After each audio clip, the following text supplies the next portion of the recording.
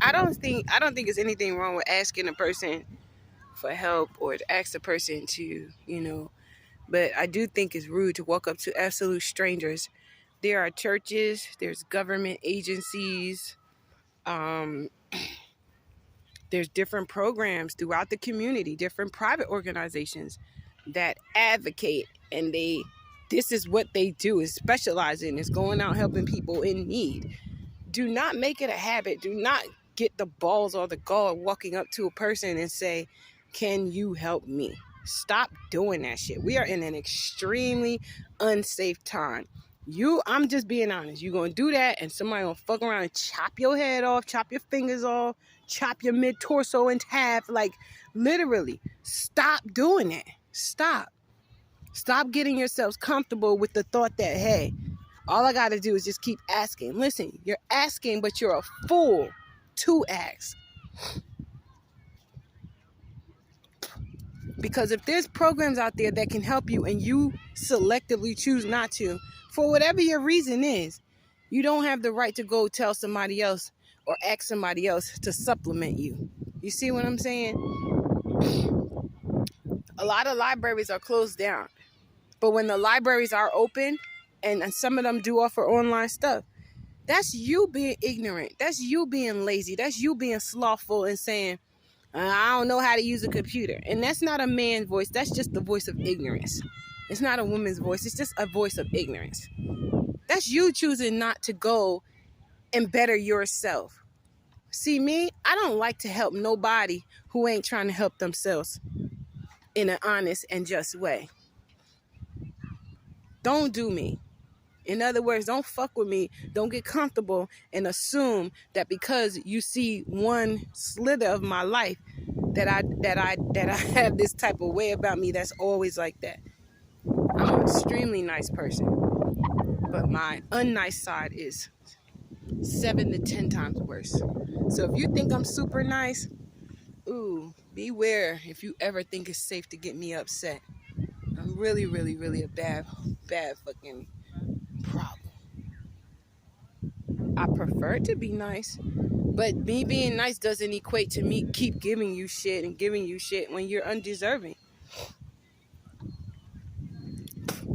Go out and earn this thing called life and stop putting your hand out and feeling that people are walking around like you're entitled to shit. Bitch, do you know where I sleep at night? Bitch, do you know how I get money? Bitch. But you got on some nice stockings and hosiery. You got on a nice skirt. You look well kept and healthy. That's God keeping me. Fuck out of here. That's God keeping me. You can't come and get my blessing. Go catch your own fucking blessing. What you worrying about my blessing? That's called covetousness. I want what she got. Even when you ask me for what I got, a portion of it is covetousness. Go get your own shit. Go earn your own life that God gave to you.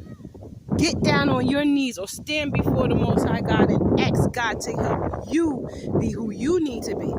Stop looking at the next person and assuming that they have to help you.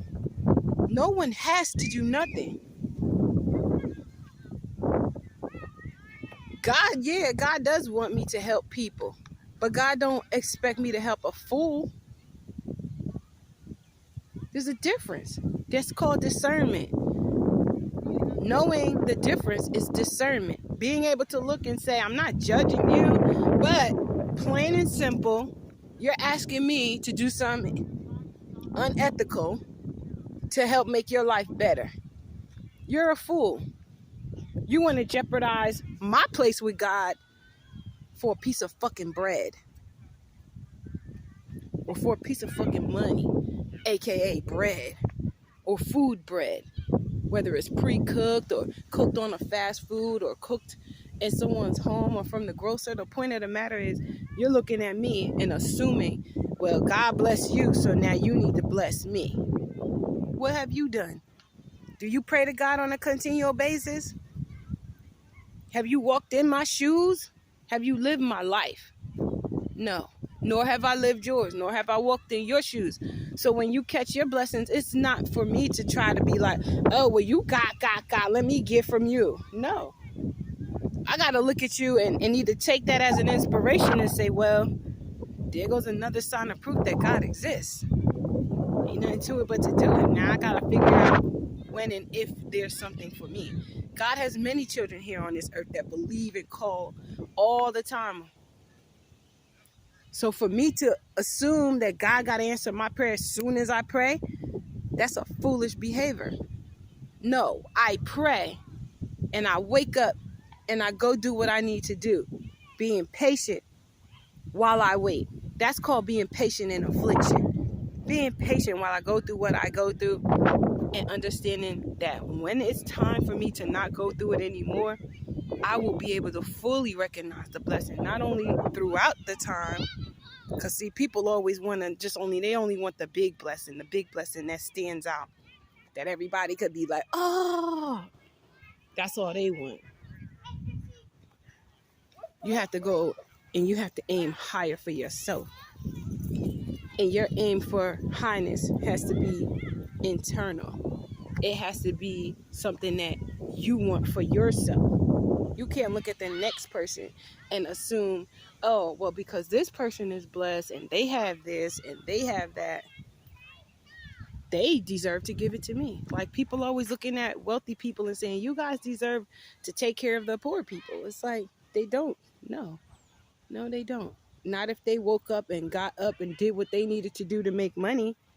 No, that poor person needs to get their ass up and go out and do what they need to do to make money and keep playing the blame game. If you have God on your side, there's nothing that no evil person or being or element could do to stop you. You may get hindered at times. Shit might get rougher than you want it to be at times. Shit might not go as exactly as you had it planned out or envisioned in your mind, rather.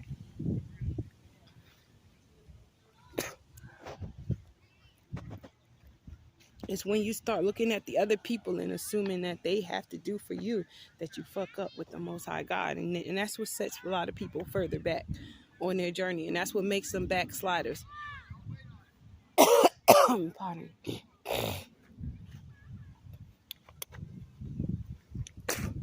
Trying not to spit in obvious places so that when no one steps in it, you should be able to walk through the park with your shoes off and feel the grass between your toes without stepping in some human shit.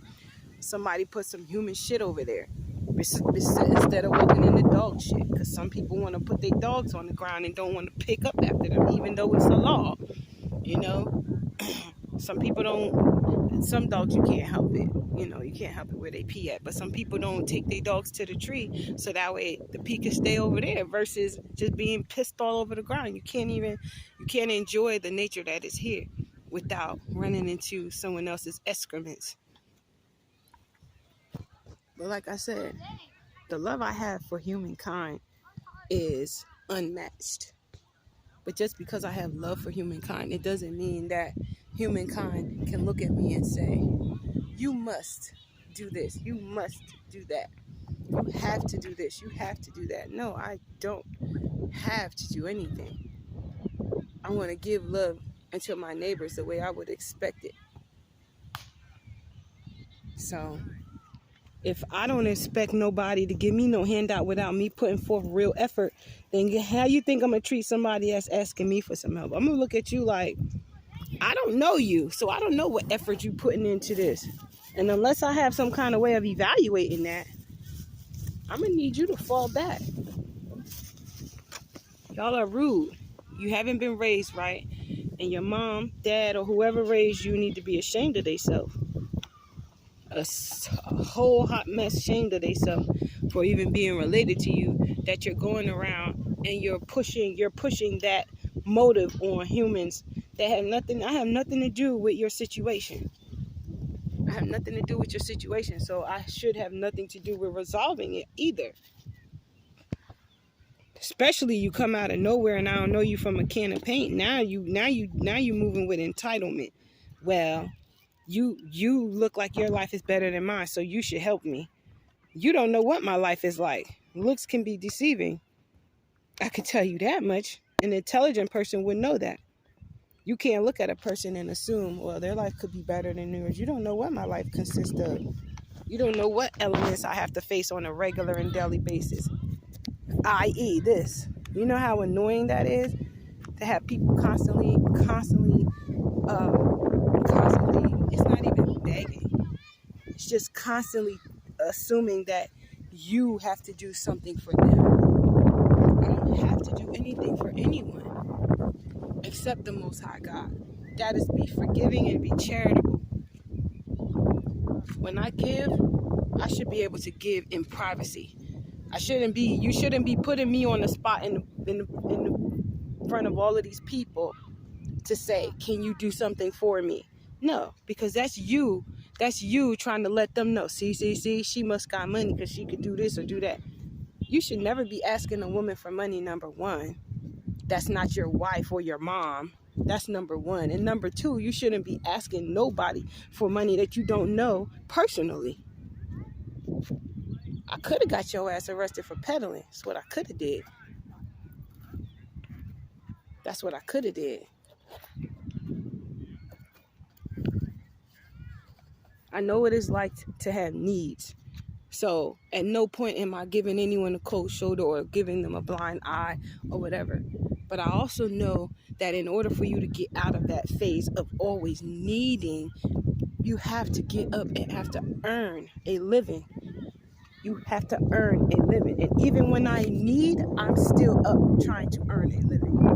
And don't nobody but the Most High God and me know that for sure. No one said that life is easy. No one said it's a piece of cake. And if they did, maybe they was just giving you something to just kind of not be worried about. But the truth is, life is a challenge for every single body who lives it, whether they're wealthy or not.